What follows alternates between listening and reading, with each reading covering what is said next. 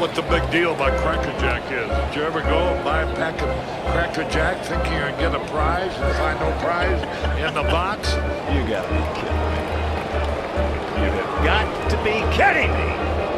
Freehand is beating his net at the plate. Crawford is over there watching. Good see, sir. You're in the wrong seat, buddy. Come on. Oh, I must be in the front row. In the first inning, they had runners on, I believe, second and third with 2 outs, and Spencer Torkelson came to the plate, and an egregious strike 3 call went against him, where it would have been a walk. It was a 3-2 count. It would have been a walk that would have extended the inning with the bases loaded. He did not challenge that call, which you are now allowed to challenge any call as long as your team hasn't lost 2 challenges earlier in the game. So we got to talk about the ABS system, which is the big revolutionary rule change of 2026, preceded by many other rule changes in the last few years that I think you and I have and most are universally acclaiming. This seems to be equally as popular, if not more popular than everything else that Major League Baseball has done with the rule changes. It's taken away complete totalitarian authority from the umpires. If they make a mistake, you can call them out on it. I think it's great.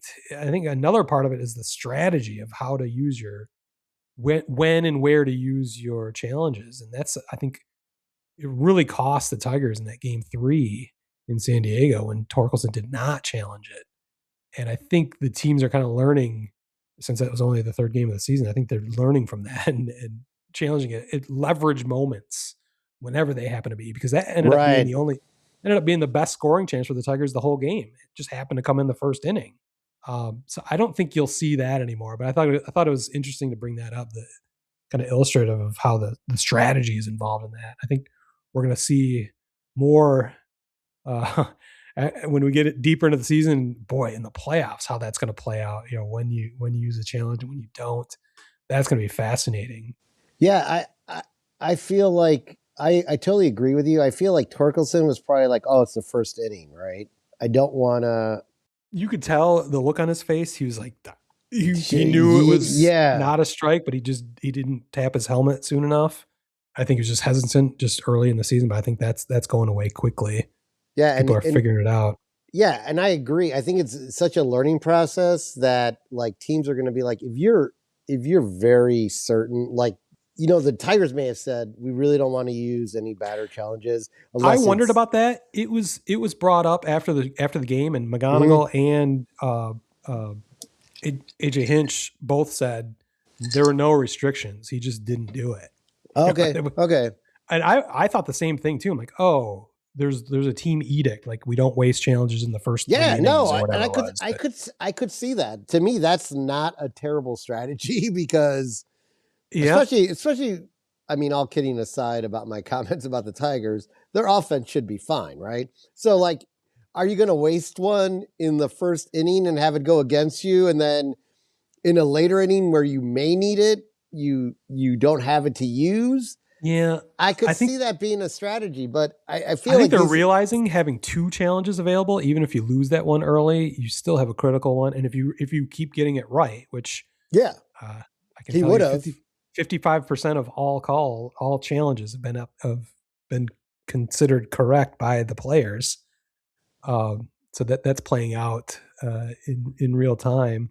I don't think we'll ever see that again. I think now that we're getting data on all this, like it's anytime you're in a leverage situation and a call goes against you, the players are empowered to be able to do that. Yeah. Yeah. But that so far data, I've liked it so far. Yeah. I think everybody loves it because it's, nobody likes to umpire. It's quick. Well, that's the best part of it. It takes maybe 3 seconds and you get a visual, you get a graphic to show you exactly what happened. There's no bullshit back and forth. It's great. If it took some time, I think that would be an issue that people would just have to get used to, but it doesn't even take any time. 3 seconds is not a big deal. I'm getting a lot of these stats from a really cool website called taptochallenge.com. All right. This is new to me. I've not heard of this. I heard about it in The Athletic, and then I check it out like every couple of days. It's a really simple website, but it's basically just a database tabulating all the stats from challenges. And so far, there have been 542 challenges. 298 have been overturned, or gone the player's way. So that's a 55% challenge win rate, which isn't bad. It's weird. I was following it the whole opening weekend, then I checked it out today again. It was like in the 53%, crept up to 54% in the middle of the week, and now it's up to 55%. So I think the players are getting a better idea of what to challenge and when.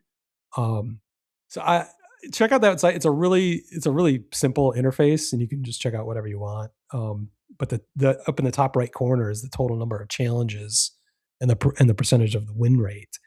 I did a little math on my own, just guessing. We're 9 games into the season. There's usually 15 games a day. Basically, there's been I divided all that up. If there's 542 challenges, there's basically 4 challenges per game. Yeah. So that means, if it takes 3 seconds per challenge, we're losing 12 seconds per game on challenges. I'm getting the call right. So I think we can. I can't. I just can't. I think we can deal with that. I just can't. Someone that might not be able to deal with it is CB Buckner. Well, had himself an opening weekend. Yeah, you told me about this right before we started recording. And I'm surprised you didn't know about this. I somehow missed this, but it was spring break with the kids and stuff, and stuff was going on. I was running around and stuff's busy. But anyway, I've never been a fan of CB Buckner. I think he's a horrible home plate umpire. He's only behind the retired Angel Hernandez in home plate umpiring.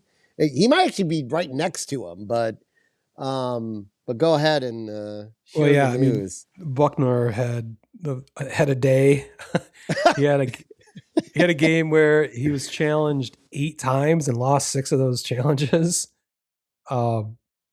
including one in the same at bat for Eugenio Suarez, who had to challenge not 1 but 2 strike 3 calls that were bogus and ended up getting a walk insane.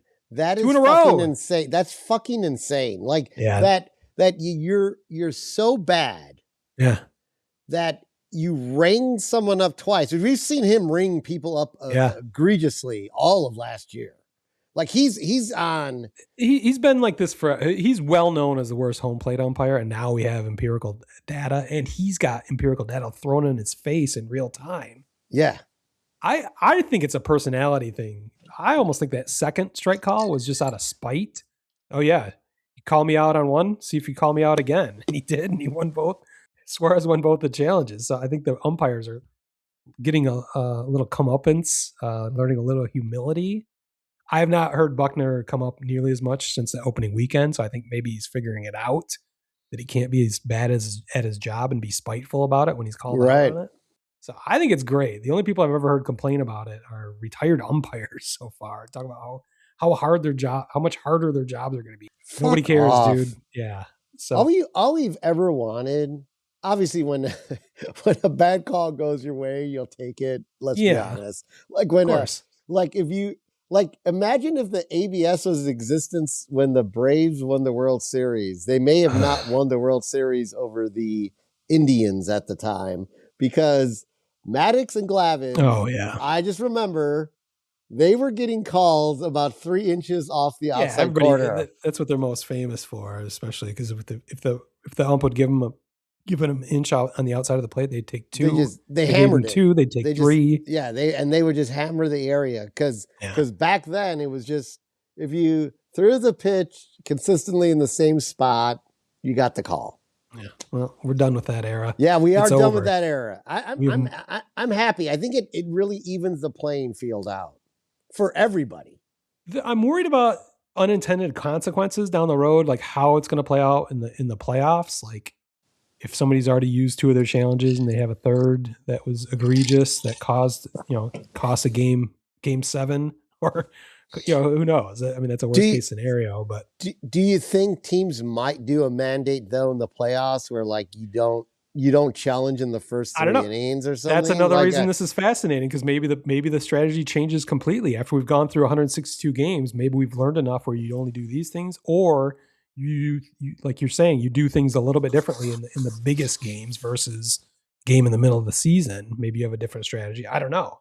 Maybe you don't. Maybe the math is the math, but it's interesting. It's almost like a timeout in a basketball game, right? Because timeouts, are such a as we see in the NCAA tournament we've all been watching, like it's such we're starting up here in a couple minutes. If we we're gonna have we'll get there soon. You just gotta talk about Cubs injuries. It's a dismal scene over there. You don't want to stay that too long, but like it's like a momentum shift, right? So like this is a momentum shift, especially like the two ring ups that ended up being walks. What a fucking letdown for a team! Like this, I'm ringing you up. You think you're walking off the field. The next thing you know, the guy's at first base, and you got to go out and finish the inning like that. That's like it can be mentally disturbing to a player. Yeah. So I love it. I fucking love it. I'm a huge fan of it. I support it 100%. Even though ABS also stands for anti-braking system in a car, it can be confusing sometimes. Yeah, I Google that quickly and you get the wrong results, but I think it's catching on. People figure it out. Post-game show is brought to you by Christ, I can't find it. The hell with it. One guy poured beer all over my head. The guy said, how can you take that? I said, look, that man didn't do nothing. He poured some beer on my head. He's just showing he's a White Sox fan. There ain't nothing wrong with that. Sparky, a million thanks for, as always, the most interesting interview. And now today, let's just have a lot of thrilling baseball and not so many fisticuffs.